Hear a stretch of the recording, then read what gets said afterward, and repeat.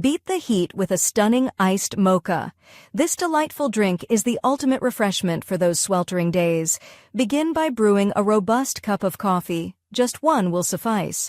As it cools, take a tall glass and mix 2 tablespoons of luscious, dark cocoa powder with 2 tablespoons of sweet sugar. Watch as the rich ingredients come together.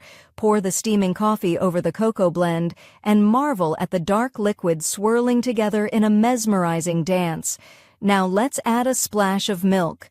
Choose between creamy dairy or a smooth non-dairy alternative. It's your choice. This silky addition elevates your drink into pure bliss. Now for the exciting part, fill your glass with ice. Hear the satisfying crackle as the cubes tumble in, transforming each sip into a refreshing explosion. And don't forget the crowning glory, whipped cream. A fluffy cloud on top adds that extra touch of indulgence we all desire. So, what's stopping you? Indulge in this delightful iced mocha today. Show off your creations in the comments and spread the joy by liking and sharing this video.